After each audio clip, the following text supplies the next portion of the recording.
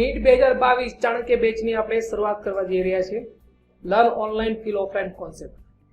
તો આ વેદ ક્લાસ જેને સાંભળ્યું હોય નામ તેના માટે કહી દઈએ કે આખા ભારત દેશમાં 400 થી પણ વધારે સ્કૂલ અને 15,000 થી પણ વધારે વિદ્યાર્થીઓ અત્યારે વેદ ક્લાસની સર્વિસ ઉપયોગ કરી રહ્યા છે. તો આપણે આ વેદ ક્લાસની એપ્લિકેશનમાં કયા કયા ફીચર મળે તે થોડું જાણી લઈએ. તો ચાણક્ય બેચમાં આપણે દરરોજ 2.5 કલાકનું લાઈવ લેક્ચર રાખેલું છે. આ લેક્ચરનું રેકોર્ડિંગ પણ તમને મળી જશે. આ લેક્ચરની આધારે એનું નોટ્સ છે તે પણ તમને પીડીએફ ફોર્મેટમાં એપ્લિકેશનમાં અવેલેબલ થઈ જશે. અને આ લેક્ચરના આધારિત જે ડીપીપી અને વીકલી ટેસ્ટનું આયોજન કરવામાં આવ્યું છે તે પણ રેગ્યુલર બેઝ ઉપર થશે.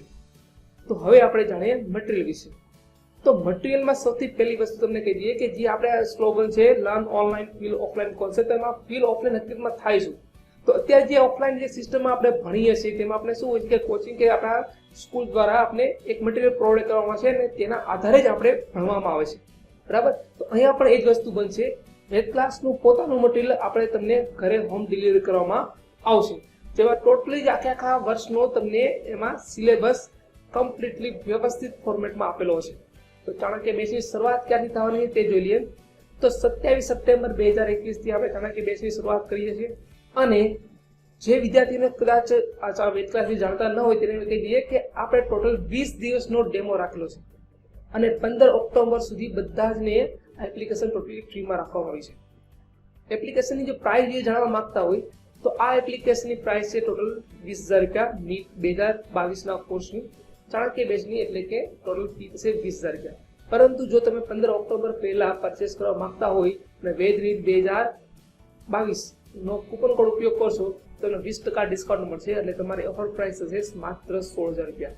તો આ 16,000 રૂપિયામાં તમને material, live lecture, lecture note, એનું રેકોર્ડિંગ, ટોટલી બધી જ વસ્તુ તમને મળી જશે. અને જ્યાં સુધી નીટ 2022 નો હોય ત્યાં સુધી તમને હેન્ડ હોલ્ડિંગ સપોર્ટ પણ પૂરો આપવામાં આવશે.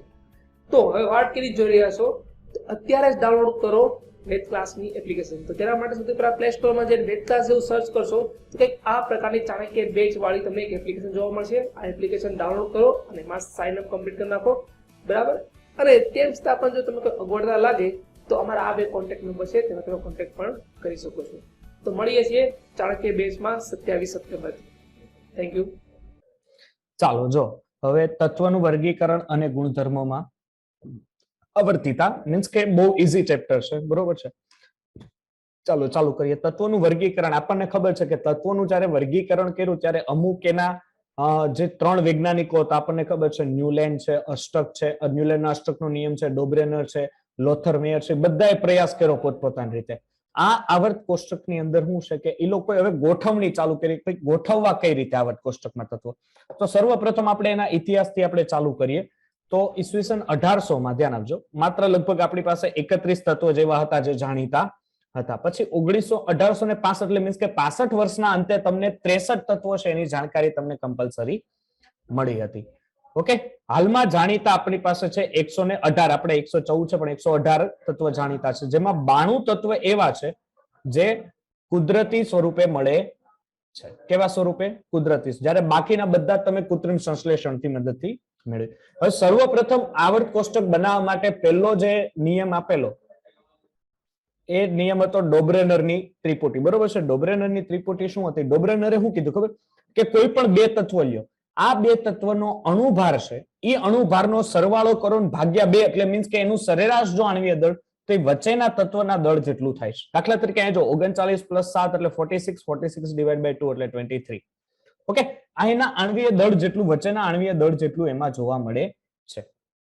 નેક્સ્ટ આવો તો Cl છે આપણી પાસે, આયોડિન છે. ઓકે, Cl આ બેનો સરવાળો કરશો એટલે કેટલો થશે? બરોબર છે, 167. હવે એને ભાગ્યા કરશો 2 એટલે 80 જેવું. એવી રીતના આ લોકોએ શું કર્યું કે આને 177 / 2 એટલે 88. આ રીતના શું કર્યું કે એને માહિતી આપી. એટલે શું કીધું પણ આ ડોબ્રેનરની માહિતી હતી ને અમુક તત્વ સુધી જ સીમિત હતી, પછી એવું રિપીટેશન થતું નહોતું. એટલે અમુક છે, દાખલા તરીકે આયર્ન, કોબાલ્ટ, નિકલ છે, રુડિયમ અને પેલેડિયમનો સરવાળો કરો તો રોહોડિયમ જેવો, ઓર્સિયમ અને પ્લેટિનમનો સરવાળો કરો તો ઇરિડિયમ જેટલો. એટલે અમુક સુધી જ માહિતી સીમિત રહી, આગળ ચાલી નહોતી. તો ડોબ્રેનર અહીંયા સ્ટોપ થઈ ગયો.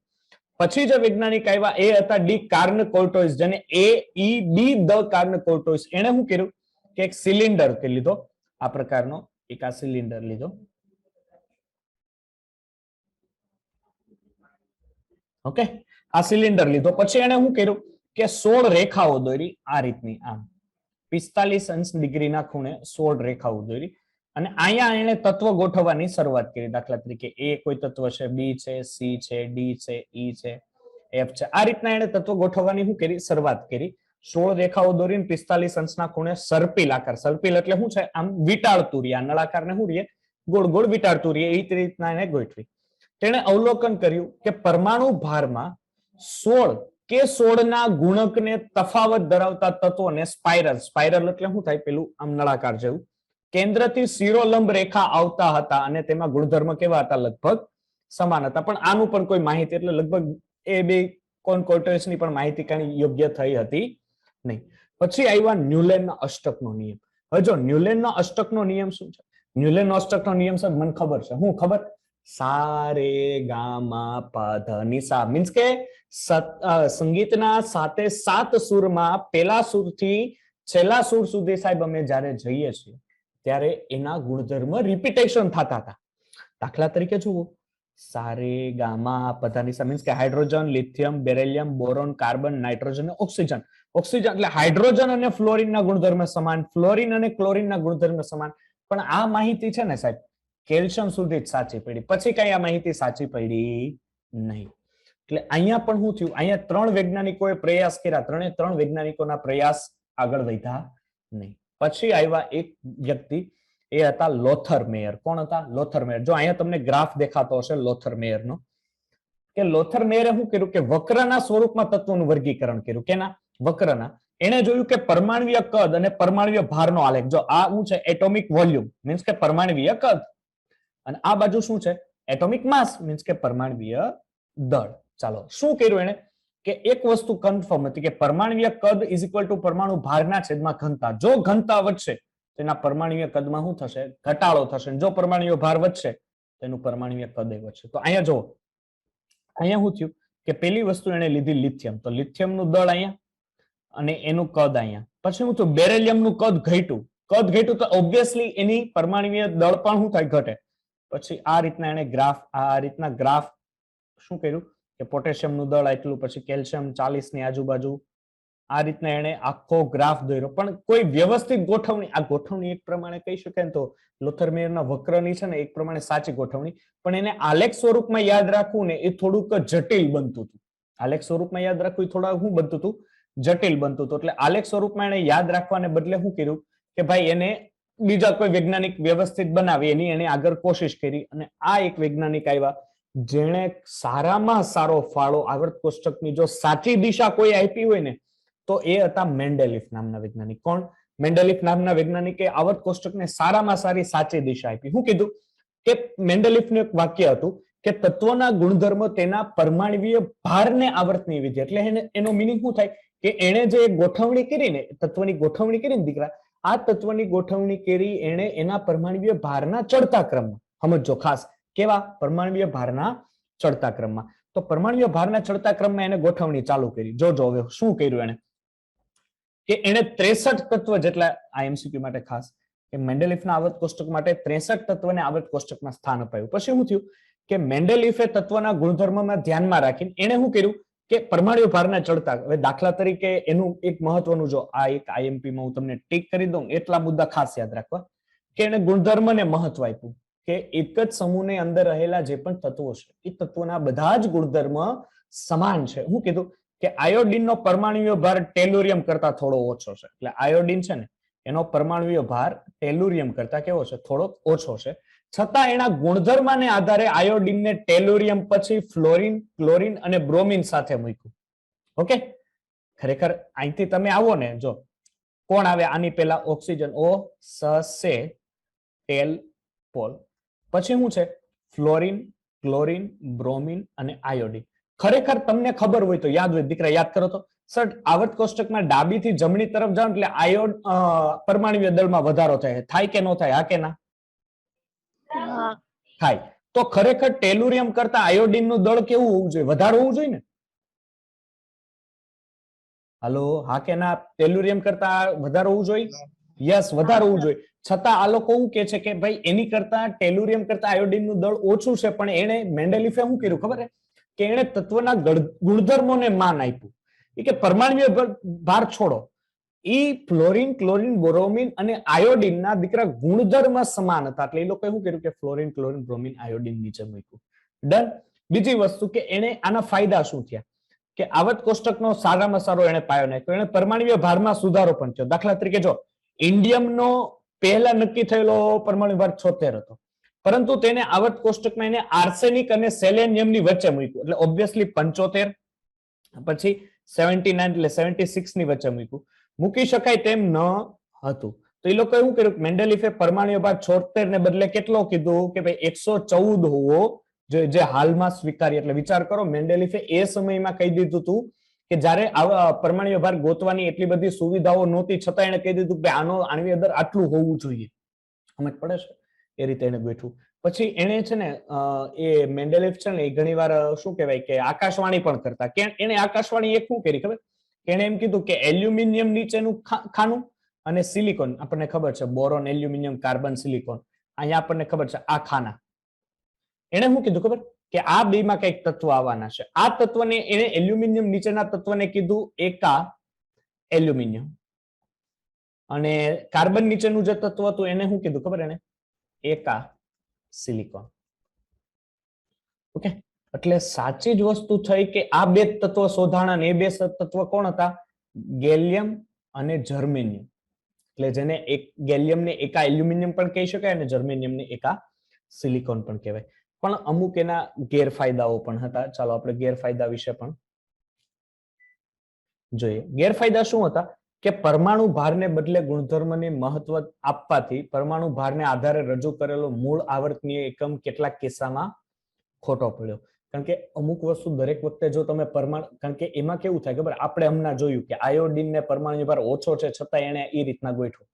તો હવે અહીંયા લોચો શું થયો ખબર છે કે પરમાણ્વીય ભારને જો દર વખતે તમે માન આપશો, પરમાણ્વીય ભારને જો તમે દર વખતે માન આપશો તો ચાલશે નહીં. એટલે આનો અમુક નિયમો ત્યાં. બીજી વસ્તુ કે આ પરમાણ્વીય ભારને માન આપ્યું ને એટલે તમે સમસ્થાનિકો ન આપી શકો, સમસ્થાનિકોનું સ્થાન દર્શાવી શકાતું નહોતું. એટલે આ 4 વૈજ્ઞાનિક છે, મેન્ડેલિફ છે, પછી 5 વૈજ્ઞાનિક મિસ લોથરમિયર, આ બધાના તો કટકા જ ભાગ હતા. દાખલા તરીકે ડોબ્રેનર તમે લઈ લો, એ બી ધ કાનકોર્ટોસ લઈ ગયો, જેણે એક લંબ દોર્યો, 16 રેખાઓ દોરી 45 ડિગ્રીના ખૂણે. ન્યુલેનનો અષ્ટકનો નિયમ લ્યો, સારે ગામા પધ નિસા, એ આધારે એને ગોઠવું. પછી લોથરમેયરનો વક્ર પણ સાચો હતો, પણ વક્ર સમજવો અને વિદ્યાર્થીઓને સમજાવવું થોડુંક અઘરું થતું હતું. પછી મેન્ડેલિફ. પછી આવ્યા આ વૈજ્ઞાનિક, એ હતા હેનરી મોસ્લે. બરોબર છે? હેનરી મોસ્લે આધુનિક આવર્ત કોષ્ટકનો શું નાખ્યો? પાયો નાખ્યો. હેનરી મોસ્લે શું કીધું કે તત્વના ક્ષ કિરણો વર્ણપટમાં ઉત્સર્જિત ક્ષ કિરણોની આવૃત્તિ V વાળો આલેખ દોર્યો, અને V વાળા આલેખ ઉપર તેને મેળવ્યું. હવે જો એનો નિયમ શું હતો કે તત્વોના અને તેના સંયોજનના ગુણધર્મ તેના પરમાણ્વીય ક્રમાંકના કેવા હોય છે? આવર્તનીય વિધેય હોય છે. એટલે એના આવર્ત કોષ્ટક પ્રમાણે આ રીતના કંઈક એને આવર્ત કોષ્ટક આપ્યું, અને આ રીતે આવર્ત કોષ્ટકની અંદર P block, S block, D block અને એફ બ્લોક. દાખલા તરીકે અહીંયા છે એસ બ્લોક, આ છે પી બ્લોક, આ છે ડી બ્લોક. દીકરા તમને ખબર છે એસ અને પી વિભાગના જે તત્વો છે એને કેવા તત્વો કહેવાય? સંક્રાંતિ ધાતુ. સંક્રાંતિ ધાતુ તો ડી વિભાગના તત્વને કહેવાય.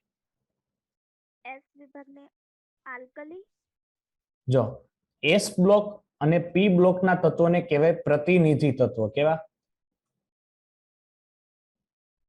પ્રતિનિધિ તત્વ. એમાં એસ બ્લોકમાં 2 ભાગ પડે. ઓકે, એમાં એક જે પેલો સમૂહ છે, આ આવર્ત નિયમ આના કોષ્ટક પ્રમાણે છે ને, એની અંદર આવર્તની સંખ્યા કેટલી હતી? 7 હતી. અને સમૂહ છે જેને ઉભા સ્તંભ તરીકે, એની સંખ્યા કેટલી હતી? એની અંદર સમૂહની સંખ્યા હતી 18, અને દીકરા આવર્તની જે સંખ્યા હતી એ આવર્ત કેટલા હતા? 7. એમાં એસ વિભાગના પહેલા સમૂહને કહેવાય આલ્કલી, અને બીજો જે સમૂહ છે એને કહેવાય આલ્કલાઇન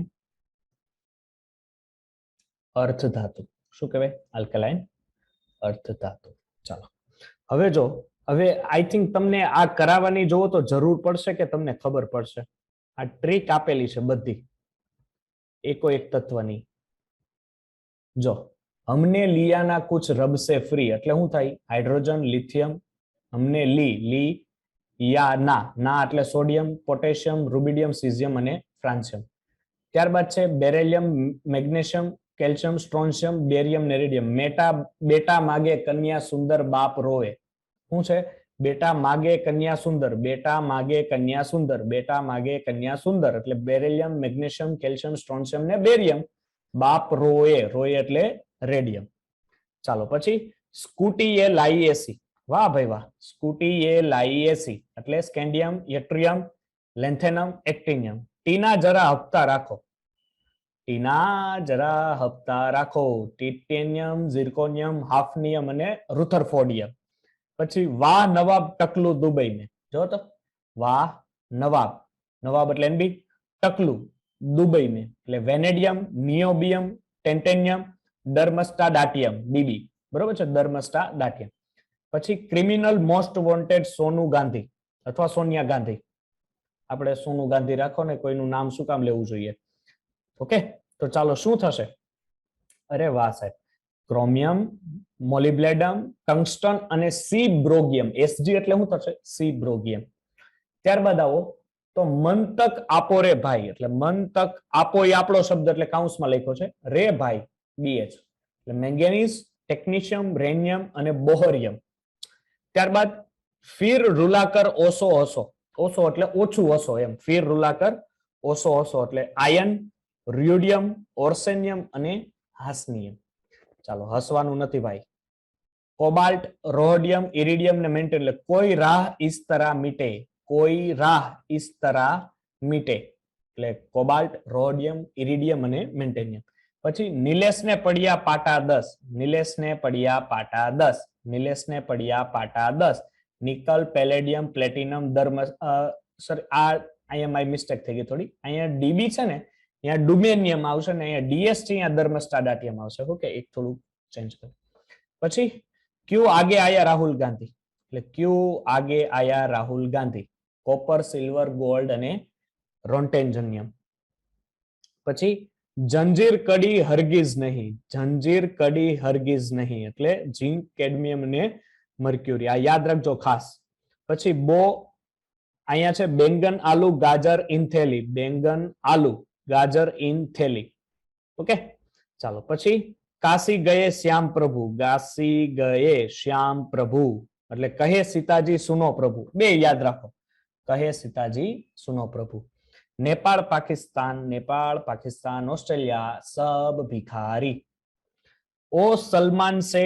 टीपो ओ सलमान से टीपो ओ सलमान से टीपो रेडी ચાલો પછી ફૂલ કલી બહાર आई ઓટો ફૂલ કલી બહાર आई ઓટો અને હિના નીના ઓર કરીના ઝીરો રીના ઝીરો એટલે ઝેનોન અને રીના નીના નીના ઓર કરીના ઝીરો રીના ચાલો રેડી એકવાર એવું લાગે ને તો આના ઉપર એકવાર ફટાફટ એક નજર મારી લો બરોબર છે તમે લોકો એટલે તમને કોઈ તકલીફ ના પડે એમાં પછી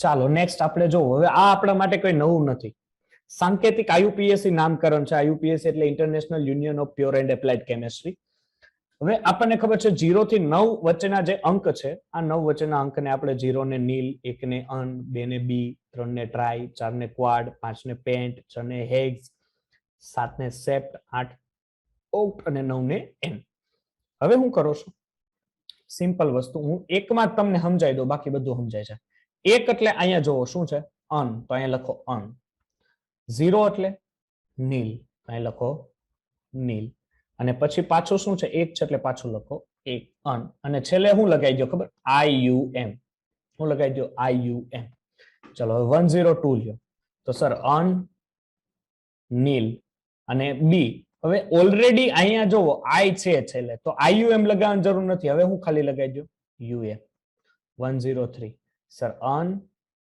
નીલ ટ્રાય ઓલરેડી સર I છે એટલે ખાલી UM જ લગાડો ચલો 104 અન નીલ ક્વાડ હવે અહીંયા I નથી એટલે હું લગાવવું પડશે IUM એટલે અનનીલ ક્વાડિયમ આ એનું નામકરણ થયું એનું IUPAC આ એની સંજ્ઞા છે જો અનનીલ અનનીલ બી અનનીલ ટ્રાય એ પ્રમાણે તમને અહીંયા 111 સુધીના તત્વ આપેલા છે. 111 તત્વ પરથી તમે એની માહિતી મેળવી શકો છો. ઓકે, ચાલો પછી જો એના આયુપીએસસી દાખલા તરીકે 101 નંબર હોય તો એનું આયુપીએસસી નામ થશે મેન્ડેલિવિયમ. મેન્ડેલિવિયમ છે, હવે એ ખાસ શું છે ખબર છે કે આ 100 ઉપરના જે તત્વો છે ને એને ખાસ કરીને વૈજ્ઞાનિકોની યાદમાં એને નામ આપવામાં આવ્યા છે. એટલે બધા લગભગ વૈજ્ઞાનિકોના નામ અથવા કોઈ પણ મોટા એવોર્ડના નામ ઉપરથી એના નામ આપવામાં આવ્યા છે. દાખલા તરીકે 102 નંબરનું તત્વ છે તો એને નોબોલિનિયમ કહેવાશે. પછી લોરેન્સિયમ છે, રુથરફોર્ડિયમ છે, આપણને ખબર છે રુથરફોર્ડ નામના વૈજ્ઞાનિક હતા. રુથરફોર્ડિયમ છે, ડુમિનિયમ છે, સી બ્રોગિયમ એ એક વૈજ્ઞાનિક હતા, બોહરિયમ છે, હાસિયમ છે, મેન્ટેનેરિયમ છે, દર્મસ્ટાડાટિયમ છે, ડીએસ અને આરજી એટલે રોન્ટેન્જિનિયમ છે. 101 થી 111 સુધીના તત્વોને નામકરણ એ લોકોએ આયુપીએસસી પ્રમાણે આપેલું છે. ઓકે, ચાલો હવે ભૌતિક ગુણધર્મની આપણે શરૂઆત કરીએ. ચાલો હવે એમાં પહેલી જે અસર છે એ છે આચ્છાદન અસર. કઈ છે? આચ્છાદન અસર અથવા આપણે કહી શકીએ સ્ક્રીનિંગ અસર. હવે તમને એક વસ્તુ ખબર હશે સ્ક્રીનિંગ અસર વિશેની. ચાલો હું તમને આટલામાં ભણાવી દઉં, તમને વધારે બેટર ખબર પડશે. દાખલા તરીકે આપણી પાસે છે સોડિયમ. શું છે? સોડિયમ. હવે સોડિયમ આચ્છાદન અસર. આપણે સોડિયમનો પરમાણુ ક્રમાંક હોય કેટલો? 11. અને કયા આવર્તમાં હોય? ત્રીજા આવર્તમાં હોય. તો એની અંદરથી જો સર હું અહીંયા કરું તો આની કક્ષકો આપેલી કક્ષક, આની બીજી કક્ષક અને આની ત્રીજી કક્ષક. ચાલો એ પ્રમાણે હું અહીંયા લઉં છું પોટેશિયમ, જેનો પરમાણુ ક્રમાંક 19 હોય. આ એનું કેન્દ્ર છે, આ એની પહેલી કક્ષક, આ એની બીજી કક્ષક, એક જ મિનિટ, આ એની ત્રીજી કક્ષક અને આ એની આવશે ચોથી કક્ષક. ચાલો હવે શું કરું છું કે આની અંદર ઇલેક્ટ્રોન, ચાલો સોડિયમમાં પેલા 2 ઇલેક્ટ્રોન વહી જાય, 1 2, પછી કેટલા જાય? 8 જાય, 1 2 3 4 5 6 7 અને 8 અને એક છેલ્લી કક્ષામાં ઇલેક્ટ્રોન હોય. ચાલો વેરી ગુડ. અહીંયા આવો તો 1 2 પછી 3 4 5 6 7 અને 8 એટલે આ 6 થયા ને, હજી 7 અને 8. હજી આની માં કેટલા હશે? હજી હશે ને 8. એટલે 1 2 3 4 5 6 7 અને 8. ચાલો અને આની બાહ્યતમ કક્ષામાં 1. ચાલો 19 ઇલેક્ટ્રોન અહીંયાથી ગયા, 11 ઇલેક્ટ્રોન અહીંયાથી ગયા. હવે ખાસ ધ્યાન આપજો, આને અંદર કેન્દ્રમાં પ્રોટોનની સંખ્યા કેટલી હશે દીકરા? 11. કારણ કે 12 ઇલેક્ટ્રોનની સંખ્યા 11 હોય તો પ્રોટોન 11 હોય, because of Z is equal two proton અને ઇલેક્ટ્રોન. તો આની અંદર પ્રોટોનની સંખ્યા કેટલી હશે સર? 19 હશે. કેટલા પ્રોટોન હશે? 19. એક જ મિનિટ. આની અંદર પ્રોટોનની સંખ્યા કેટલી હશે? 19 જ હશે. આની અંદર પ્રોટોન 19, આની અંદર પ્રોટોન 11. હવે શું છે કે અહીંયા ખાસ ધ્યાન આપજો, અહીંયા પ્રોટોન 19. હવે આની અંદર Z ઇફેક્ટિવ. Z ઇફેક્ટિવ એટલે અસરકારક કેન્દ્રીય વીજભાર. કેવો? અસરકારક કેન્દ્રીય વીજભાર. અસરકારક કેન્દ્રીય વીજભાર પણ આની અંદર કેટલો હશે? આટલો જ હશે. અને આની અંદર અસરકારક કેન્દ્રીય વીજભાર એટલે Z ઇફેક્ટિવ. Z ઇફેક્ટિવ એટલે શું થશે કે એ શું કરે કે બાહ્યતમ કક્ષાના ઇલેક્ટ્રોનને પોતાની તરફ ખેંચે. અસરકારક કેન્દ્રીય વીજભાર એટલે ધ્યાન આપજો ખાસ, શું કે બાહ્યતમ કક્ષાના ઇલેક્ટ્રોનને કોના તરફ ખેંચે છે? પોતાની તરફ ખેંચે છે. ઓકે, ચાલો હવે જો ચાલુ કરીએ આગળ કે આની અંદર બાહ્યતમ કક્ષાના ઇલેક્ટ્રોનને પોતાની તરફ એને ખેંચો. પછી વસ્તુ શું કરી કે હવે આ જો આ દેખાય છે એટલે આ શું કરે ખબર છે? આ મહાનુભાવ કે અહીંયા કેન્દ્ર આટલું તો ભરાઈ ગયું છે, અહીંયા ભરાઈ ગયું છે. ચાલો હવે એક આ તરફ,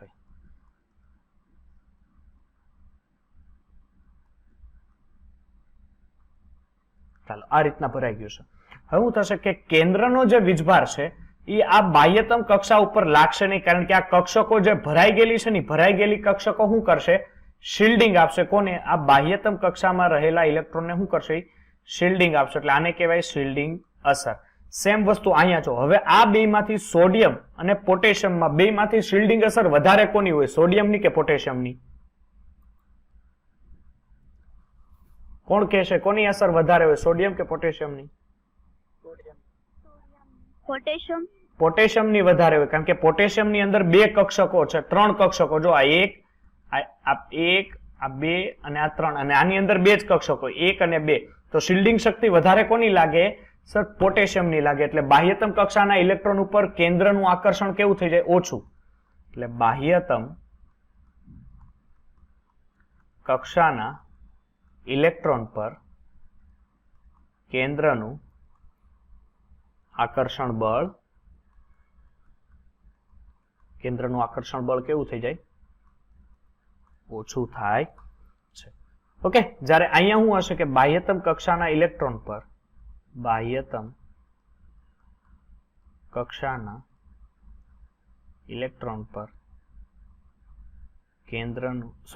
અહીંયા કેન્દ્રનું આકર્ષણ બળ ઓછું, જ્યારે આની સાપેક્ષમાં કેન્દ્રનું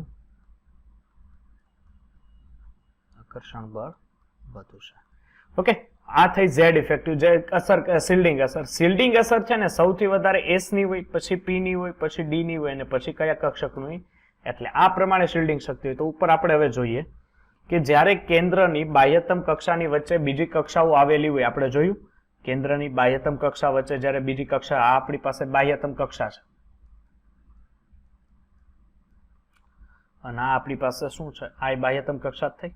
કેન્દ્રની વચ્ચે કઈ કક્ષક? આ બીજી કક્ષક. જો આ બીજી કક્ષકો છે એ આવેલી હોય ત્યારે અંદરની કક્ષાના ઇલેક્ટ્રોન કેન્દ્ર એટલે અસરકારક કેન્દ્રીય વીજભાર કેન્દ્ર એ બાહ્યતમ કક્ષાના ઇલેક્ટ્રોન વચ્ચે પડદા અથવા સ્ક્રીન અથવા શિલ્ડ તરીકેનું કાર્ય કરે છે.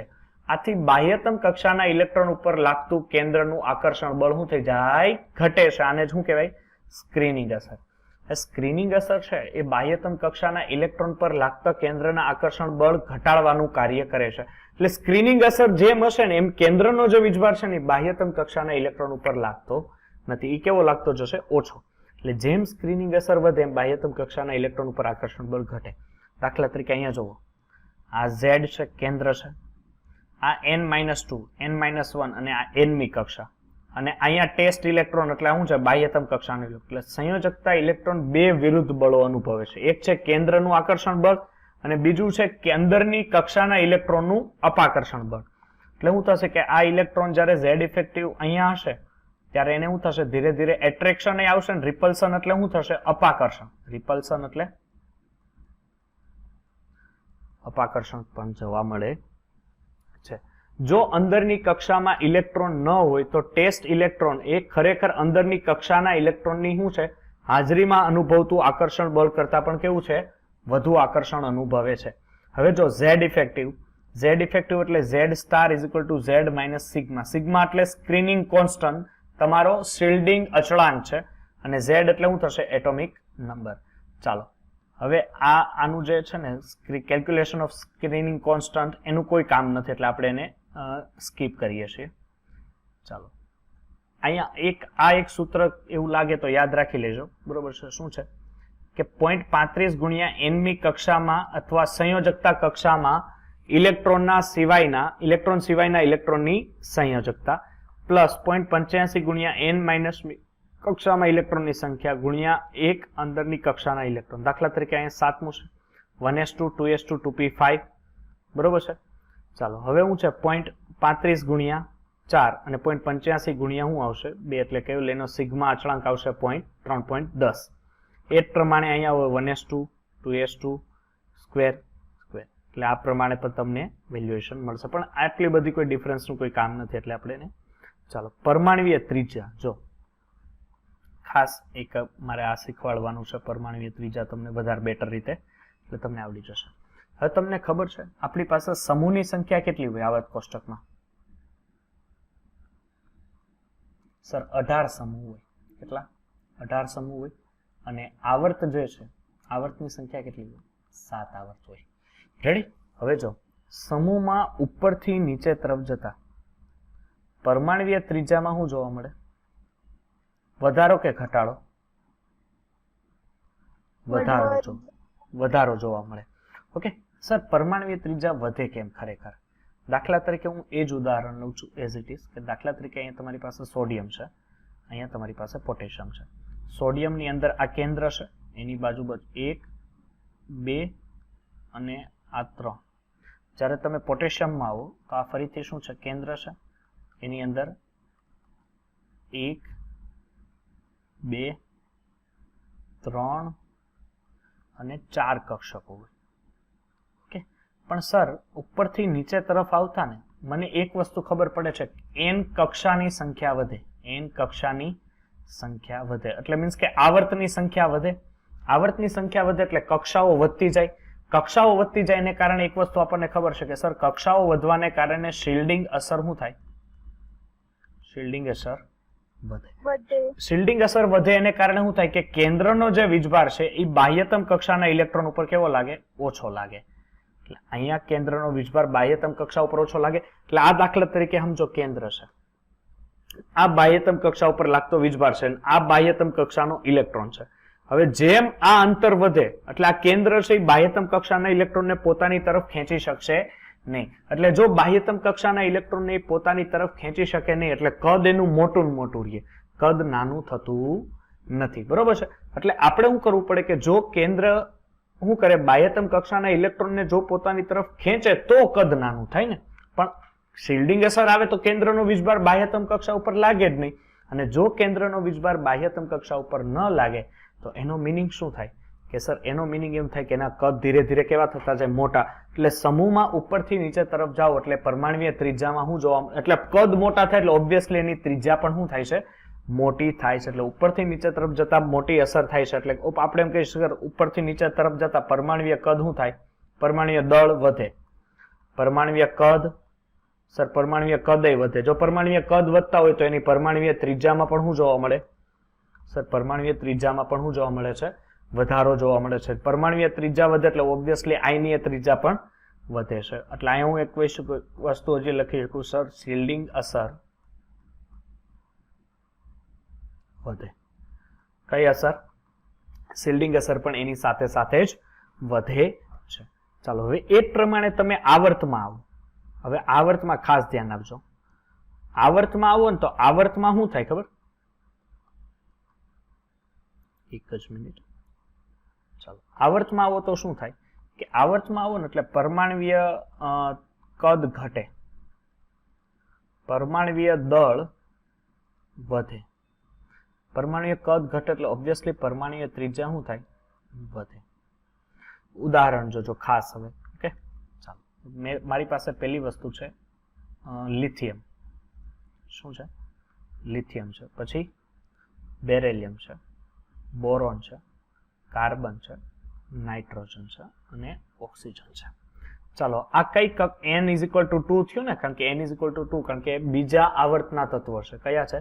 બીજા આવર્તના તત્વો છે. એટલે આની અંદર શું થશે? જો આ લિથિયમ છે એની અંદર દીકરા બે જ આવર્ત હોય ને, મીન્સ કે બધામાં બે જ હશે. બેરેલિયમ આવો તો બે જ છે. પછી બોરોન આવો 2, પછી કાર્બન આવો 2, પછી એક વસ્તુ છે કે સર ડાબીથી જમણી તરફ જાવ ને એટલે આ કદ કેમ ઘટતું જાય છે? લિથિયમનો પરમાણુ ક્રમાંક 3, આનો 4, આનો 5, આનો 6, આનો 7 અને આનો 8. એક વસ્તુ સર મને ફિનિશ ખબર છે કે તમે ડાબીથી જમણી તરફ જાઓ ને, ક્યાં? ડાબીથી સર તમે જમણી તરફ જાઓ ને એટલે શિલ્ડિંગ અસર હોય નહીં. કેમ સર શિલ્ડિંગ અસર કેમ નહીં હોય? કારણ કે આની કક્ષાઓ જ કેટલી છે? બે કક્ષાઓ છે. બે કક્ષાઓ છે શિલ્ડિંગ. હવે અહીંયા તમે આવો તો અહીંયા કેન્દ્રમાં પ્રોટોનની સંખ્યા કેટલી હોય? સર અહીંયા કેન્દ્રમાં પ્રોટોનની સંખ્યા 3. અહીંયા કેટલી? કેન્દ્રમાં પ્રોટોનની સંખ્યા 4. અહીંયા કેન્દ્રમાં પ્રોટોનની સંખ્યા સર 5. અહીંયા કેન્દ્રમાં પ્રોટોનની સંખ્યા 6, અહીંયા 7 અને અહીંયા 8. ઓકે 8 પ્રોટોન છે. એટલે શું થાય કે હવે આ જે તત્વો છે ને એ બાહ્યતમ કક્ષા ઉપર શું થાય? આકર્ષણ આપે. કારણ કે જેમ જેમ તમે ડાબેથી જમણી તરફ જાઓ એમ એમ શું થાય છે કે કેન્દ્રમાં પ્રોટોનની સંખ્યા વધે. એટલે એક વસ્તુ યાદ રાખજો કે જો કેન્દ્રમાં પ્રોટોનની સંખ્યા વધે પરંતુ કક્ષામાં વધારો થતો ન હોય, વધારો થતો ન હોય તો તેના કદમાં ઘટાડો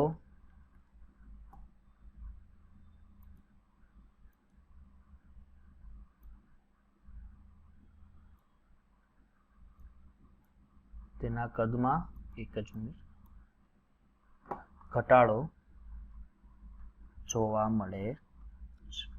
ઓકે, તેના કદમાં શું દીકરા જોવા મળે છે? ઘટાડો જોવા મળે છે. હવે એક વસ્તુ થઈ કે તમે જો અહીંથી તમે જાઓ એટલે પ્રોટોનની સંખ્યા સર વધતી જાય છે, પણ ત્રિજ અણુઓની જે કક્ષાઓ છે એટલી છે, એટલે શિલ્ડિંગ અસર ઘટતી જાય. એટલે જેમ જેમ તમે આમ જાઓ એટલે હું એક વસ્તુ કહી શકું કે ઝેડ ઇફેક્ટિવ ડાબાથી જબા તરફ જાઓ એટલે ઝેડ ઇફેક્ટિવ શું થાય? વધે. એટલે અસરકારક કેન્દ્રીય વીજભારી બાહ્યતમ કક્ષાના ઇલેક્ટ્રોન ઉપર શું કરે? જોરદાર આકર્ષણ. એટલે કદ શું થઈ જાય? સંકોચાઈ જાય. એટલે આ વસ્તુ ખાસ યાદ રાખજો. આમાં કોઈ પણ પ્રકારનો ડાઉટ રહેશે કોઈને? હવે તો હવે આની જે માઇનોર થિયરીઓ છે એના ઉપર આપણે એક નજર મારી લઈએ કે પરમાણુને ગોળા સ્વરૂપે માનીએ કે પરમાણુ કેન્દ્રથી સૌથી બહારની કક્ષા અંતરને પરમાણુય ત્રિજ્યા કહેવાય. બરોબર છે? એ તો ખબર છે. ક્વોન્ટમ યાંત્રિક સિદ્ધાંત મુજબ જો પરમાણુને ચોક્કસ હદ રેખા હોતી નથી, ઉપરાંત પરમાણુના ઇલેક્ટ્રોન સંભાવના વિતરણ બીજા પરમાણુની હાજરીથી જ અસર પામે છે. અને એની અમુક યસ સ્ક્રીનમાં બધું કઈ આવે છે, ફૂલ કરો ને સ્ક્રીન. અચ્છા, એવું મને કેવો તો ખબર પડશે ને દીકરા. ચાલો, હવે આવે છે ફૂલ? હાલો, નહીં, એક જ મિનિટ. નો સર. હવે હા. આવી ગઈ ને ફૂલ સ્ક્રીન? Yes sir. ઓકે, ચાલો. આ પદ સહસંયોજક ત્રિજ્યા મીન્સ કે આ પદ સામાન્ય રીતે અધાતુ માટે વપરાય છે. સહસંયોજક ઓબ્વિયસલી સહસંયોજક ત્રિજ્યા ક્યારે બને? કે જ્યારે એમની વચ્ચે સહસંયોજક બંધ બનતો હોય ત્યારે બને. ઓકે, તો સહસંયોજક બંધ બનતો એટલે અધાતુ જ સહસંયોજકો બંધ બને, કારણ કે ધાતુ વચ્ચે તો લગભગ આયનીય બંધની જોગવાઈ રહેતી હોય છે. એટલે અણુમાં સહસંયોજક બંધથી જોડાયેલા બે પરમાણુઓ વચ્ચેના અંતરને સરેરાશ અડધા મૂલ્યને સહસંયોજક ત્રિજ્યા કહેવાય. દાખલા તરીકે જો અણુ દ્વિપરમાણુ એટલે બે એ પરમાણુ છે, આ એ અને આ એ, આ બે વચ્ચેની ત્રિજ્યા એટલે ડી એ અને આ ડી બીજો A. R is equal to D A upon 2. હવે કેવો છે? વિષમ દ્વિપરમાણુ. વિષમ એટલે કેવો થશે કે કોઈ એ અલગ અને બી અલગ. દાખલા તરીકે આ એ અને આ કોઈ બી પર, એક જ મિનિટ, આ કોઈ એ પરમાણુ છે અને આ કોઈ બી પરમાણુ છે. એટલે આ બે વચ્ચેનું જે અંતર છે આને આપણે કહીશું આટલા ભાગને એ અને આટલા ભાગને બી, જેને ડી તરીકે. એટલે આનું સૂત્ર થશે R is equal to D A B upon 2. D A B upon 2 થશે. બરોબર છે? એ અને બી વિદ્યુત ઋણતાનો તફાવત કેવો હોવો જોઈએ? ખૂબ જ ઓછો. એટલે અહીંથી તમે જે પણ કમ્પાઉન્ડ એ અને બે લીધું છે, આ એ અને બી વચ્ચેનો જે પણ તફાવત છે, મીન્સ કે વિદ્યુત ઋણતા એટલે આપણને ખબર છે કે આપણી માટે કોઈ નવો શબ્દ નથી વિદ્યુત ઋણતા. વિદ્યુત ઋણતાનો તફાવત બે વચ્ચે કેવો હોવો જોઈએ? ઓછો. હવે જો વિદ્યુત ઋણતાનો તફાવત નોંધપાત્ર છે, નોંધપાત્ર એટલે બહુ ઝાઝો છે તફાવત, તો તમે સૂત્ર મૂકી શકો D is equal to RA plus RB minus 0.09 XA minus XB. XA શું છે? પાઉલિંગ યુનિટ છે. બરોબર છે? પાઉલિંગ માપક્રમ. આપણને ખબર છે કે પાઉલિંગ માપક્રમ પ્રમાણે ફ્લોરિનની વિદ્યુત ઋણતા દીકરા કેટલી છે? યસ, 4 છે. કેટલી છે? 4 છે. Very good. ચાલો, એ જ પ્રમાણે આ વસ્તુ આપણે જોઈ. હવે એ જ પ્રમાણે વાન ડર વાલ્સ ત્રિજ્યા, સોરી, સહસંયોજક ત્રિજ્યા અહીંયા નીચે મુકાઈ ગયું છે, એટલે અહીંયા હું જોઈ લઉં છું. ઓકે, પેલા સહસંયોજક ધાત્વીય ત્રિજ્યા. ધાત્વીય ત્રિજ્યા એટલે ઓબ્વિયસલી ધાતુ તત્વ માટે વપરાય છે. ધાતુના સ્ફટિક લેટાઇસમાં પાસેના બે ધાતુઓ પરમાણુ વચ્ચેના અંતરના અડધા મૂલ્યને શું કહેવાશે? ધાત્વીય ત્રિજ્યા કહેવાય. ધાતુઓમાં ધાત્વિક બંધ હોવાથી તેના માટે સહસંયોજક ત્રિજ્યા પદ વાપરી શકાય ને. એટલે ઓબ્વિયસલી ખબર પડશે, કારણ કે ધાતુ બંધથી બનતો હોવાથી એને તમે ધાત્વીય ત્રિજ્યાની કેટેગરીમાં લઈ શકો. આમ છતાં ધાતુઓના કેટલાક હાઇડ્રાઇડમાં તથા કાર્બનિક ધાત્વિકમાં સંયોજનો. કાર્બનિક ધાત્વિક એટલે ગ્રિગ્નાર્ડ પ્રક્રિયક RMGX. ઓકે, સહસંયોજક બંધ હોય છે અને હાઇડ્રાઇડ કે કાર્બનિક ધાત્વિક સંયોજનોમાં નક્કી કરેલી ધાત્વિક સહસંયોજક ત્રિજ્યા એ તેની ધાત્વિક ત્રિજ્યા કરતા કેવી હોય છે? ઓછી. ખાસ યાદ રાખજો કે ધાત્વિક સહસંયોજક ત્રિજ્યા એની મૂળ જે ધાત્વિક ત્રિજ્યા હોય એની સાપેક્ષમાં કેવી હોય છે? ઓછી હોય છે. કારણ કે ધાત્વિક બંધ એ સહસંયોજક બંધ કરતા કેવો છે? નિર્બળ બંધ હોય છે. પછી છે અહીંયા વાન્ડરવાલ્સ બળ. તો આ વાંચવાની કઈ જરૂર નથી કે કયા બંધથી જોડાયેલા. વાન્ડરવાલ્સ આકર્ષણ બળથી જોડાય ત્યારે એમની વચ્ચેના ત્રિજ્યાના સમૂહને વાન્ડરવાલ્સ ત્રિજ્યા તરીકે ઓળખાય છે. દાખલા તરીકે તમે અહીંથી કહેશો કે સમાન પરમાણુ ધરાવતા બે સહસંયોજક અણુઓ છે, એના કેન્દ્ર વચ્ચેના જે પાસેના અંતરો છે એને કહેવાશે. હવે આમની વચ્ચે અત્યારે વાન્ડરવાલ્સ આકર્ષણ બળ હશે. કયું આકર્ષણ બળ? વાન્ડરવાલ્સ આકર્ષણ બળ હશે. તમે કદાચ સ્ટેટ ઓફ મેટરમાં જોયું છે, પ્લસ ઓર માઇનસ, અને આની વચ્ચે આંશિક લંડન બળ કે દ્વિધ્રુવીય પ્રેરિત બળ, વાન્ડરવાલ્સ આકર્ષણ બળ ત્રિજ્યા, અને આ ત્રિજ્યાને વાન્ડરવાલ્સ ત્રિજ્યા અથવા સહસંયોજક ત્રિજ્યા કરતા કેવી હોય છે? વધારે. કારણ કે એમની વચ્ચેનું કારણ કે વાન્ડરવાલ્સ બળ છે એટલું મજબૂત નથી. સમજ પડે છે? એટલે એમની વચ્ચેનું સર જે બે અણુઓ વચ્ચેનું અંતર છે ને એ વધારે છે. કારણ કે મજબૂતાઈ ક્યારે હોય? કે જ્યારે અણુઓ એકબીજાથી ખૂબ જ પાસે હોય. ઓકે, ત્યારે એની મજબૂતાઈ વધારે છે. પણ અંતર જ વાન્ડરવાલ્સ બળ જ નિર્બળ છે એટલે બે અણુઓ વચ્ચેનું અંતર જ કેવું હશે? વધારે હશે. એટલે અણુઓ વચ્ચેનું જો અંતર વધારે હશે તો એવા બળને વાન્ડરવાલ્સ ત્રિજ્યા બળ કહેવાય છે. ચાલો નેક્સ્ટ આપણે જોઈએ. એ છે કે અસર કરતા કેન્દ્રીય વીજભાર, જેને ઝેડ ઇફેક્ટિવ, પરમાણુય ત્રિજ્યાને અસર કરતા કેન્દ્રીય વીજભાર. જો દાખલા તરીકે આ એક યાદ રાખજો કે અસર કરતા કેન્દ્રીય વીજભાર વધે તેમ કેન્દ્ર અને સંયોજકતાના ઇલેક્ટ્રોન વચ્ચે આકર્ષણ શું થાય? વધે. એટલે શું થાય કે દાખલા તરીકે ઝેડ ઇફેક્ટિવ વધ્યો હોય તો એ બાહ્યતમ કક્ષામાં રહેલો જે ઇલેક્ટ્રોન છે, આ બાહ્યતમ કક્ષાના ઇલેક્ટ્રોનને શું કરે? પોતાની તરફ ખેંચે. બરોબર છે? એટલે એમની વચ્ચે આકર્ષણ શું થાય? વધે. જેના કારણે શું થાય? પરમાણુ ત્રિજ્યા ઘટે. એટલે શું થાય કે આ કેન્દ્ર છે એને બાહ્યતમ કક્ષાના ઇલેક્ટ્રોનને પોતાની તરફ ખેંચી રાખે.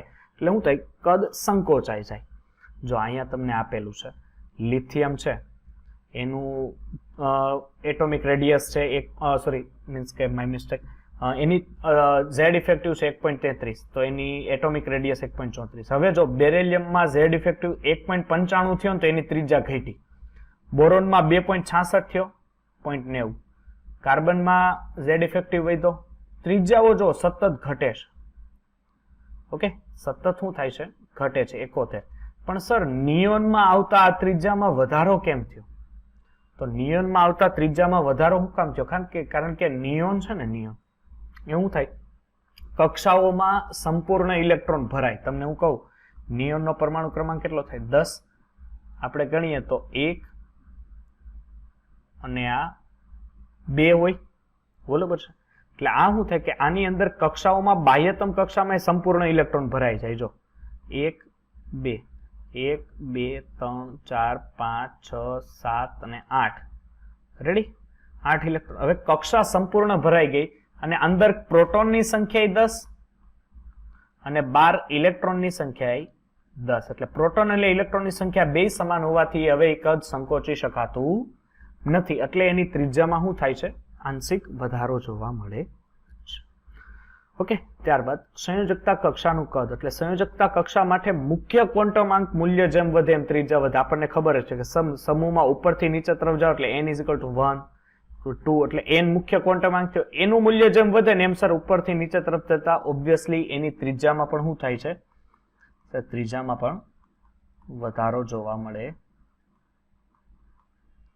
ત્રિજ્યામાં પણ વધારો જોવા મળે છે. ચાલો પછી છે મલ્ટિપલ બોન્ડ. હવે દાખલા તરીકે કાર્બન કાર્બન વચ્ચે સિંગલ બોન્ડ ને શું કહેવાય? Alkane. Carbon carbon double bond હોય તો આલ્કીન, અને કાર્બન કાર્બન જો ટ્રિપલ બોન્ડ હોય તો સર અમે એને આલ્કાઇનની કેટેગરીમાં મૂકીએ છીએ. એટલે આની બંધ લંબાઈ કેટલી છે? 1.54. આની 1.34. કેમ? કારણ કે બંધ લંબાઈ, બંધ ક્રમાંક જેમ વધે, બંધ ક્રમાંક એટલે બંધની સંખ્યા, જેમ બંધ ક્રમાંક વધશે એમ શું થશે? અણુઓ નજીક નજીક આવતા જશે. કેવા થશે? નજીક નજીક. એટલે કે બંધમાં ટકાવાર આયનીય લાક્ષણિકતા વધે તેમ એની બંધ લંબાઈ શું થાય છે? ઘટે છે. ચાલો નેક્સ્ટ છે. હવે જો આ ખાસ એક આ વસ્તુ ધ્યાન આપજો કે તટસ્થ પરમાણુ કરતા એની ધન આયનની ત્રિજ્યા હંમેશા કેવી હોય છે? ઓછી હોય છે. હું તમને અહીંયા સમજાવું. બરોબર છે? અને ઋણ આયન કરતા એની ત્રિજ્યા હંમેશા વધારે હોય છે. જો દાખલા તરીકે આ તમારી પાસે ધન આયન છે. ઓકે, સોરી મીન્સ કે કોઈ પણ એક ધાતુ છે ધન, હવે આ ધાતુની બાહ્યતમ કક્ષામાં એક જ ઇલેક્ટ્રોન હોય. આમ કેન્દ્રમાં ગણીએ ને, ચાલો બરોબર છે, 2 ને અહીંયા 3. ચાલો આની અંદર કેન્દ્રમાં પ્રોટોન કેટલા સર? 11 પ્રોટોન. કેન્દ્રમાં પ્રોટોનની સંખ્યા 11 અને 12 ઇલેક્ટ્રોનની સંખ્યા 11. ઓકે,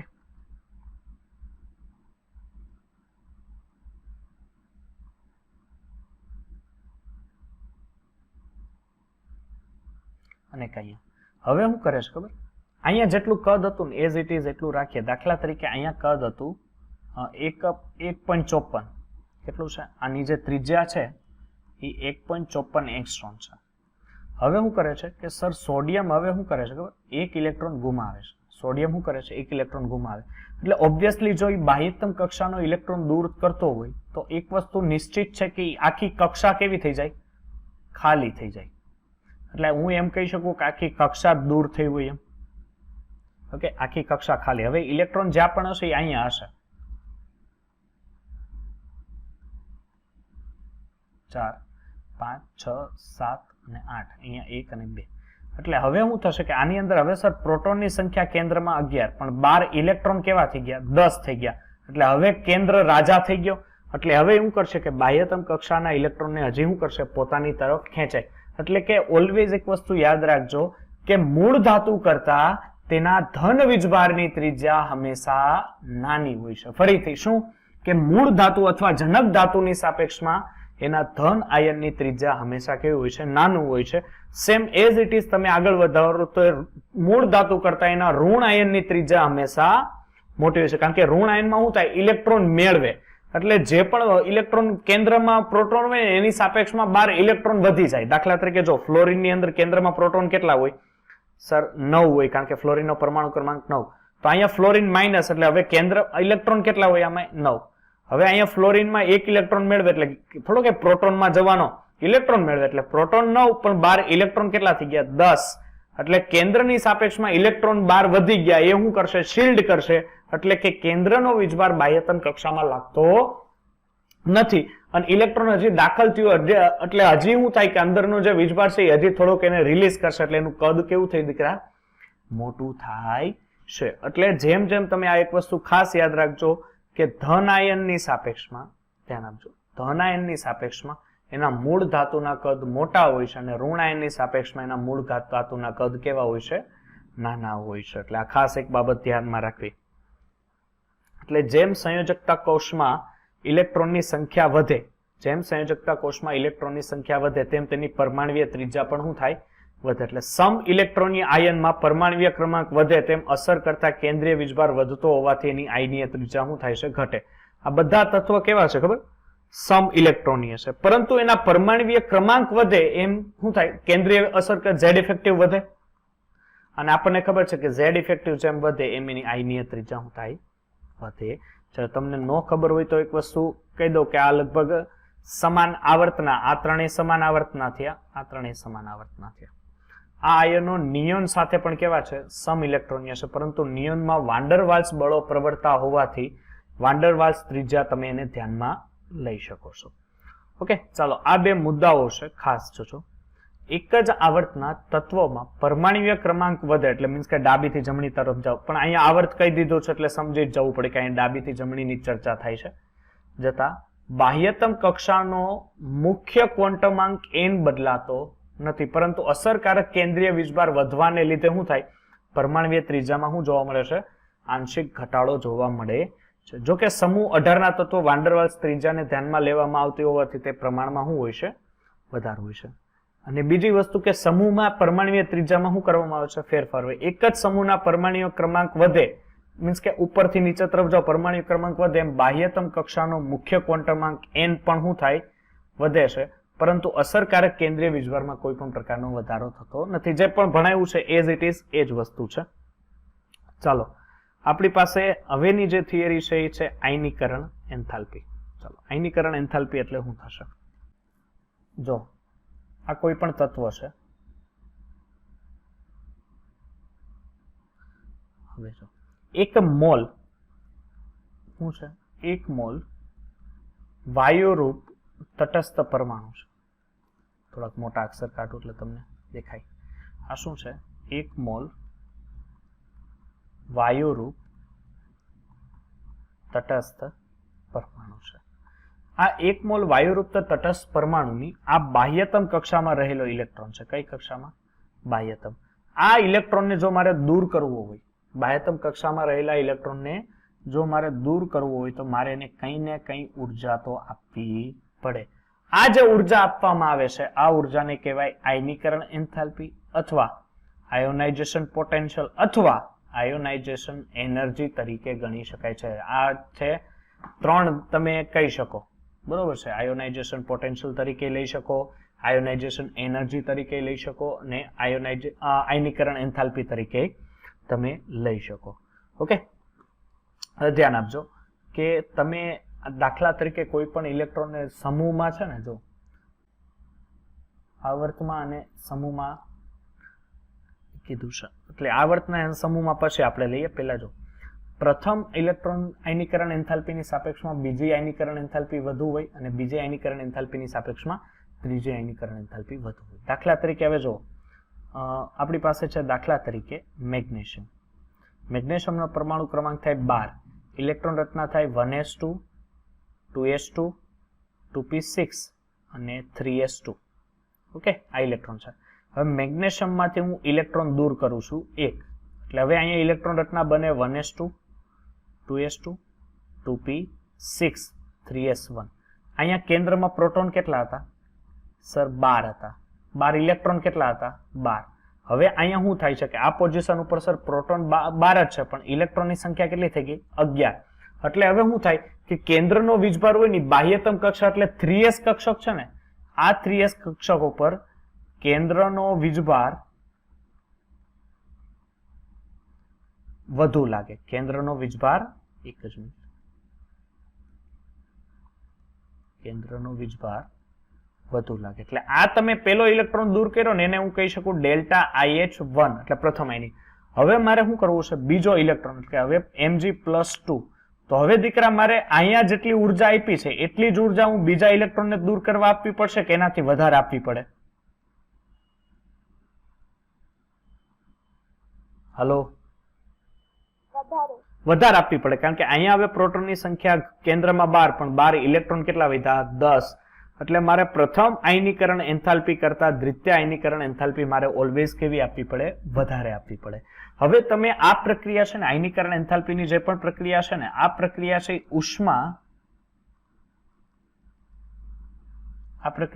ઉષ્મા શોષક પ્રક્રિયા છે. કેવી છે? ઉષ્મા શોષક. કારણ કે અહીંયા તમે ઇલેક્ટ્રોનને દૂર કરવા એને ઉષ્મા આપી રહ્યા છો. શું કરો છો? ઉષ્મા આપી રહ્યા છો. જો ઉષ્મા શોષક પ્રક્રિયા હોય તો એનું મૂલ્ય ઓલવેઝ ધન હોય. તો સાહેબ આ મારે યાદ કેમ રાખવું? ક્ષેપક કે શોષક ધન કેમ હોય? તો એક સિમ્પલ ટ્રીક છે, સિમ્પલ ટ્રીક વડે યાદ રાખો. તમે આને યાદ રાખો છો આ રીતે કે ક્ષેરુની તમારી પાસે ક્ષેરુ નામનો કૂતરો છે, એ ખોવાઈ ગયો છે, એની શું કરવાની છે? શોધ કરવાની છે. એટલે ક્ષેરુની શોધ. ક્ષે એટલે શું થાય? ક્ષેપક. એટલે ઉષ્મા ક્ષેપકનું મૂલ્ય ઓલવેઝ ઋ એટલે આવશે ઋણ. ઓકે, એ જ પ્રમાણે શો એટલે આવશે શોષક અને શોષકનું મૂલ્ય ઓલવેઝ આવશે ધન. કેવું આવશે? ધન. એટલે ક્ષેપક ઋણ, શોષક ધન. ક્ષેરુની શોધ. હું યાદ રાખવાનું છે ક્ષેરુની શોધ. ચાલો નેક્સ્ટ આપણે આગળ વધીએ કે આયનીકરણ એન્થાલ્પીને અસર કરતા અમુક પરિબળો છે. જેમ અસરકારક એટલે જેમ Z ઇફેક્ટિવ વધે એમ સંયોજકતા ઇલેક્ટ્રોનને કેન્દ્રના આકર્ષણ બળ શું થાય? વધે. હવે કેન્દ્રમાં આકર્ષણ બળ વધે એટલે શું કરે? બાહ્યતમ કક્ષાના ઇલેક્ટ્રોનને પોતાની તરફ ખેંચે. એટલે ઓબ્વિયસલી બાહ્યતમ કક્ષાના ઇલેક્ટ્રોનને જો કેન્દ્ર પોતાની તરફ ખેંચી રાખે તો તમારે હવે ઇલેક્ટ્રોનને દૂર કરવા ઉર્જા વધુ આપવી પડે કે ઓછી આપવી પડે? વધુ આપવી પડે ઓબ્વિયસલી. એટલે તમારે શું થશે કે જેમ કેન્દ્ર વીજભાર વધે એટલે મારા મત પ્રમાણે સમૂહમાં ઉપરથી નીચે તરફ જતા કેન્દ્રીય વીજભાર વધે? ન વધે. કેમ સર? અહીંયા શિલ્ડિંગ અસર લાગે. એટલે સમૂહમાં ઉપરથી નીચે તરફ જતા આયનીકરણ એન્થાલ્પીનું મૂલ્ય શું થાય? વધે છે. જ્યારે ડાબીથી જમણી તરફ જાઓ અહીંયા અસરકારક કેન્દ્રીય વીજભાર કેવો હોય? વધારે હોય અને શિલ્ડિંગ અસર કેવી હોય? ઓછી હોય. એટલે એને કારણે શું થાય કે આવર્તમાં ડાબીથી જમણી તરફ જ્યારે જઈએ ત્યારે સર આવર્તમાં ડાબીથી જમણી તરફ જતા આયનીકરણ એન્થાલ્પીનું મૂલ્ય વધે છે. બીજી વસ્તુ શું છે અસર કરતા પરિબળોમાં? પરમાણ્વીય કદ. એટલે જેમ તમે પરમાણ્વીય કદ વધે એમ એના સંયોજકતા ઇલેક્ટ્રોન પર કેન્દ્રનું આકર્ષણ બળ શું થાય? ઘટે. અને આને કારણે શું થાય? આયનીકરણ ઉર્જા પણ ઘટે. જેમ પરમાણ્વીય કદ વધે એમ આ દાખલા તરીકે અહીંયા છે, આનો ઇલેક્ટ્રોન દૂર કરવાનો અને અહીંયા છે, એટલે કોમાં અહીંયા શિલ્ડિંગ અસર લાગે, એટલે કેમાં આકર્ષણ બળ વધુ હોય? આમાં સર આકર્ષણ બળ વધુ. જ્યારે અહીંયા શું છે? આકર્ષણ બળ ઓછું. અને ઓછું આકર્ષણ બળને કારણે શું થાય કે આનો ઇલેક્ટ્રોન સરળતાથી દૂર થાય. ઇલેક્ટ્રોન સરળતાથી દૂર થાય. ત્યારબાદ શું છે કે ઉપકક્ષા કે જેમાંથી ઇલેક્ટ્રોન દૂર કરવામાં આવે છે. હવે જો જુદી જુદી ઉપકક્ષામાં રહેલા ઇલેક્ટ્રોનની ઉર્જાનો ક્રમ પણ કેવો હોય છે? જુદો જુદો હોય છે. એટલે S સૌથી ઓછો, પછી P, પછી D અને પછી F છે. એટલે જેમ ઉર્જા ઓછી, ધ્યાન આપજો ખાસ, જેમ ઉર્જા ઓછી તેમ તે કક્ષાના કેન્દ્રની શું છે? વધુ નજીક હોવાથી તેના ઇલેક્ટ્રોન પર કેન્દ્રનું આકર્ષણ બળ કેવું થાય છે? વધુ પ્રવર્તે છે. અને આથી તેમાંથી ઇલેક્ટ્રોન દૂર કરવા પ્રમાણમાં વધુ ને વધુ તમારે ઇલેક્ટ્રોનની શક્તિ આપવી પડશે. બરોબર છે? એટલે કે આયનીકરણ ઉર્જાનો એટલે તમારે S માંથી ઇલેક્ટ્રોન જો દૂર કરવો હોય, S કક્ષકમાંથી, તો ઉર્જા સૌથી, કારણ કે S કક્ષક કેન્દ્રની સૌથી નજીક હોય. પછી P માંથી દૂર કરવું હોય તો S ની સાપેક્ષમાં ઓછી ઉર્જા આપવી પડે, કારણ કે કેન્દ્રથી S પેલી કક્ષા n = 1 જ S થાય. n = 2 કરો તો S અને P ભેગી થાય. n = 3 કરો એટલે S, P અને D.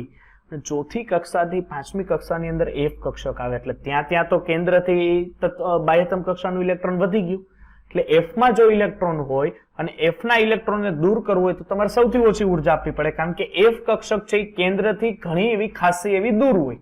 એટલે કેન્દ્રથી જો ખાસી એવી દૂર હોય તો કેન્દ્રનું આકર્ષણ બળ એ F કક્ષક ઉપર નહીં લાગે. અને જો કેન્દ્રનું આકર્ષણ બળ એ કક્ષક ઉપર ન લાગે, એટલે સિમ્પલ ને સાદી વાત થઈ કે સર એનો ઇલેક્ટ્રોન સરળતાથી દૂર થાય છે. ચાલો હવે જો ઇલેક્ટ્રોન રચના પર ખાસ ધ્યાન ડિપેન્ડન્ટ હોય છે. ચાલો હવે જો હું તમને એક ઉદાહરણ આપું કે તમારી પાસે નાઇટ્રોજન છે. હવે એક વસ્તુ છે સિમ્પલ, કે જો તમારી પાસે આવર્તમાં સમૂહમાં તમે ડાબીથી જમણી તરફ જાઓ, ક્યાં સમૂહમાં ડાબીથી જમણી તરફ જાઓ એટલે આયનીકરણ એન્થાલ્પી વધે. પણ અહીંયા અમુક અપવાદ છે, ગામ હોય ત્યાં ગાંડા હોય. એટલે નાઇટ્રોજનની ઇલેક્ટ્રોન રચના થાય 1s2, 2s2 અને 2p3, કારણ કે 7 પરમાણુ ક્રમાંક. અને આનું થાય 1s2, 2s2, 2p4. હવે આમાંથી કોનો ઇલેક્ટ્રોન દૂર કરવો સહેલો પડે? એટલે તમારો તરત જ મગજમાં આવે કે નાઇટ્રોજન પછી ઓક્સિજન આવે, એટલે ઓક્સિજનની અંદર કેન્દ્રમાં પ્રોટોનની સંખ્યા કેટલી હોય? 6. આની અંદર 8 અને આની અંદર પ્રોટોનની સંખ્યા 7. એટલે પહેલો પ્રશ્ન કે સર ઓક્સિજનની વધારે ઉર્જા આપવી પડે. પણ અહીંયા એક અપવાદ છે. શું અપવાદ છે? એ 2p લખો. p માં આપણને ખબર છે સર 3 છે, અને અહીંયા 2p4 છે, એટલે મીન્સ કે આની અંદર પણ 3 હોય. પણ ઇલેક્ટ્રોન હવે જો ગોઠવીએ સર અમે, એટલે હુન્ડના નિયમ પ્રમાણે પહેલા બધા સિંગલ ગોઠવવાના, પછી ડબલ કરવાના, એટલે 1, 2, 3 અને 4. ચાલો હવે આમાં આ બે માંથી ઇલેક્ટ્રોન દૂર કરવાનો છે. તો કોનો ઇલેક્ટ્રોન દૂર કરવો મુશ્કેલ પડશે? દૂર કરવો મુશ્કેલ પડે આનો, કારણ કે કોઈ પણ ઇલેક્ટ્રોનની જે સ્ટેબિલિટી છે અથવા કક્ષકના ઇલેક્ટ્રોનની સ્થાયીતા, ધ્યાન આપજો, કક્ષકના ઇલેક્ટ્રોનની સ્થાયીતા એ કાં તો જો અયુગ્મિત ઇલેક્ટ્રોન હોય, બધા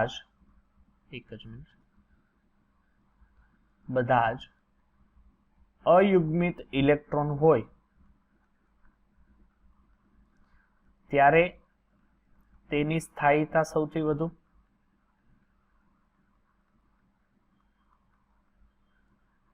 અથવા બધા યુગ્મિત હોય સ્થાયીતા વધુ. એટલે આ કોના જેવું કામ છે ખબર છે? કે તમે દાખલા તરીકે તમે જાઓ છો રખડવા, તો બધા સિંગલ હોય તો મજા આવે, ને કા બધા કપલ હોય તો મજા આવે. બરોબર છે? એક બે સિંગલ ને એક કપલ એટલે કઈ રખડવાની મજા ન આવે. એટલે એના જેવું થયું, સમજો ને? આ બધા સિંગલ છે, એકલા એટલે રખડવાની મજા આવે. એક સિંગલ હોય, બે સિંગલ હોય ને એક કપલ હોય, એટલે સ્ટેબિલિટી ના કહેવાય ને, એની સ્થાયીતા ના કહેવાય. એટલે કોઈ પણ સ્ટેબિલિટી છે કોના ઉપર ડિપેન્ડન્ટ છે? કે દાખલા તરીકે જો P3 હોય તો સ્ટેબિલિટી, કા P6, કા બધા સિંગલ કા બધા ડબલ. D માં એમ હોય, D માં 10 ઇલેક્ટ્રોન છે, કે D5 હોય તો સ્ટેબલ વધારે, D10 હોય તો સ્ટેબલ વધારે. બરોબર છે. એટલે હવે તમારે આનો ઇલેક્ટ્રોન દૂર કરવો મુશ્કેલ પડશે નાઇટ્રોજન, કારણ કે નાઇટ્રોજનની આયનીકરણ એન્થાલ્પી વધારે, કારણ કે આની અંદર બધા જ કેવા છે, બધા જ અયુગ્મિત ઇલેક્ટ્રોન, અને બધા જ અયુગ્મિત ઇલેક્ટ્રોન હોવાને કારણે શું થશે કે એની સ્ટેબિલિટીમાં શું જોવા મળે છે, ખાસો એવો વધારો જોવા મળે છે. ઓકે, એટલે એ ખાસ તમારે યાદ રાખવાનું રહેશે. ચાલો પછી આવર્તમાં અને સમૂહની અંદર તમારી પાસે આયનીકરણ એન્થાલ્પીનું આ મૂલ્ય છે. તો અહીંયા સુધી કોઈ પણ પ્રકારનો કોઈને ડાઉટ રહેશે દીકરા? ફરી એકવાર રિપીટેશન કરાવી દઉં, આપણે આજે કઈ વસ્તુ કવર કરી. જો પેલા તો તત્વનું વર્ગીકરણનો ઇતિહાસ કર્યો કે પેલા 31 તત્વ હતા, પછી 1865માં 63 તત્વ થયા વધીને અત્યારે કુલ આપણને ખબર છે 114 તત્વની આપણી પાસે શોધ થઈ ગયેલી છે. પછી ડોબ્રેનરની જે માહિતી આપી કે ભાઈ 2 તત્વના પરમાણ્વીય દળ લ્યો, ઇતર દળનો સરવાળો કરો એટલે વચ્ચેના તત્વના દળના સમાન હોય છે, પણ એનો નિયમ પણ અમુક સીમિત રેખાઓ સુધી જ માન્ય ગણવામાં આવ્યો, આગળ માન્ય રાખ્યો નહીં. પછી AEB ધ કાર્નકોલ્ટોઇસ, AEB ધ કાર્નકોલ્ટોઇસ શું કીધું કે એક નળાકાર દોર્યો, 16 સમાંતર રેખાઓ દોરી સર્પિલ આકારમાં, જે આમ સર્પિલ આકારમાં ચડે અને 45 ડિગ્રી અંશના ખૂણે એને રાખી. પછી ન્યુલેનના અષ્ટકનો નિયમ એટલે સારેગામા પધાનિસા, પણ આ નિયમ ફક્ત ને ફક્ત કેલ્શિયમ સુધી સાચો પડ્યો, પછી આ સાચો, કારણ કે શું થતું કે 8મું તત્વ જે રિપીટ થાય છે ને એના તત્વ અને પેલાના 7મા પેલા તત્વના ગુણધર્મ કેવા હોય છે, લગભગ સમાન જેટલા જ હોય છે. પછી લોથર મેયરનો વક્ર, પણ લોથર મેયરનો વક્ર સારો એવો હતો, પણ આ વક્ર સમજવો અને જટિલ બહુ હતો. એનું સાચું જ કામ હતું અને સારું કામ હતું, પરંતુ એ જે વક્ર સમજવો ને જટિલ બહુ હતો, એટલે એને પણ ખૂબ એને માન્યતા આપવામાં આવી નહીં. ત્યારબાદ આપણે નેક્સ્ટ આવ્યા મેન્ડેલિફ. જે મેન્ડેલિફે સારી એવી બાબત કરી, દાખલા તરીકે આયોડિન છે એનું ટેલુરિયમ કરતા આણ્વીય દળ ઓછું છે, એટલે ખરેખર એને આયોડિનને જો પરમાણ્વીય, કારણ કે મેન્ડેલિફે તત્વની ગોઠવણી પરમાણ્વીય ભારને આધારે કરી, એટલે પરમાણ્વીય ભારને આધારે ગોઠવે એટલે ખરેખર શું થાય કે ટેલુરિયમની પહેલા આયોડિન આવવું જોઈએ, કારણ કે ટેલુરિયમ કરતા આયોડિનનું દળ ઓછું છે, છતાં એ ટેલુરિયમ પછી એણે આયોડિન મોકલું. શું જાણીને કે આયોડિનના જે ગુણધર્મ છે ને એ ફ્લોરિન, ક્લોરિન, બ્રોમિન, આયોડિન જેવા છે, એટલે એણે એની ઈ લાઇનમાં એણે મૂક્યું. પછી એણે એકા એલ્યુમિનિયમ ને એકા સિલિકોનની માહિતી મેળવી. પછી છે આવર્ત કોષ્ટક, જેમાં આવર્ત કોષ્ટકમાં બધા તત્વોની તમને મેં શોર્ટ ટ્રીક આપી દીધી. આપણી પાસે S, P અને D અને F વિભાગ હોય. F વિભાગને જેને તમે આંતર સંક્રાંતિ તત્વ તરીકે ઓળખો છો, જ્યારે D વિભાગના તત્વને તમે સંક્રાંતિ તત્વ તરીકે ઓળખો છો. આંતર ક્યારે શબ્દ વાપરવામાં આવે? કારણ કે D ની અંદર લેન્થેનમ અને એક્ટેનસ શ્રેણીનું એક જુદું સ્વરૂપ છે, બરોબર છે, એટલે એને બધી ટ્રીક સાથે ચાલો. પછી છે અન, નીલ, ઇનિયમ, બધા જ IUPAC છે. 0 હોય તો નીલ, 1 હોય તો અન, 2 હોય તો બી, 3 હોય તો ટ્રાય, 4 હોય તો ક્વાડ, 5 હોય તો પેન્ટ, 6 હોય તો હેગ્સ, 7 હોય તો સેપ્ટ, 8 હોય તો ઓક્ટ અને 9 હોય તો એન તરીકે તમે એની કેટેગરીમાં લઈ શકો છો. ત્યારબાદ આચ્છાદન અસર, પરમાણ્વીય ત્રિજ્યા, પરમાણ્વીય ત્રિજ્યા સમૂહમાં ઉપરથી નીચે તરફ જતા શું થાય છે, આચ્છાદન અસર શું થાય છે, સહસંયોજક ત્રિજ્યા, વાન્ડરવાલ્સ ત્રિજ્યા, ધાત્વીય ત્રિજ્યા. પછી પરમાણ્વીય ત્રિજ્યાને અસર કરતા અમુક પરિબળો કે જેમ પરમાણ્વીય ત્રિજ્યા, જેમ બંધ ક્રમાંક વધે એમ ત્રિજ્યામાં શું થતો જાય, ઘટાડો, એટલે કે જેમ બંધની સંખ્યા વધતી જાય એમ તેની ત્રિજ્યામાં પણ શું થાય છે, ઘટાડો જોવા મળે છે. ચાલો, તટસ્થ પરમાણુ વિશેની માહિતી, પછી એની આયનીકરણ, પછી ધન વીજભારની સાપેક્ષમાં એના ઋણ વીજભારના કદ નાના હોય, જ્યારે મૂળ ધાતુની સાપેક્ષમાં એના ધન વીજભારના કદ નાના હોય ને મૂળ ધાતુની સાપેક્ષમાં એના ઋણ વીજભારના કદ કેવા હોય છે દીકરા, મોટા હોય છે. ત્યારબાદ તમે આગળ વધો તો આવર્ત ત્રિજ્યામાં, પરમાણ્વીય ત્રિજ્યામાં ફેરફાર. પછી આયનીકરણ એન્થાલ્પી એટલે 1 મોલ વાયુરૂપ તટસ્થ પરમાણુની બાહ્યતમ કક્ષામાંથી 1 મોલ ઇલેક્ટ્રોન દૂર કરવા માટે આપવી પડતી ઉર્જા, ને આ ઉર્જા ઓલવેઝ ધન હોય છે, કારણ કે આ પ્રક્રિયા ઉષ્મા શોષક, તમારે એને ઉષ્મા આપવી પડે છે, ઉષ્મા આપવી પડતી હોવાથી આ ઉષ્મા શોષક પ્રક્રિયાની કેટેગરીમાં તમે એને લઈ શકો છો. ત્યારબાદ આયનીકરણ અસર, એન્થાલ્પીને અસર કરતા અમુક પરિબળો, અને પછી છે કે આવર્તમાં ઉપરથી નીચે તરફ જતા આયનીકરણ એન્થાલ્પીનું મૂલ્ય વધે, જ્યારે સમૂહમાં ડાબીથી જમણી તરફ જતા આયનીકરણ એન્થાલ્પીના મૂલ્યમાં શું જોવા મળે છે, ઘટાડો જોવા મળે છે.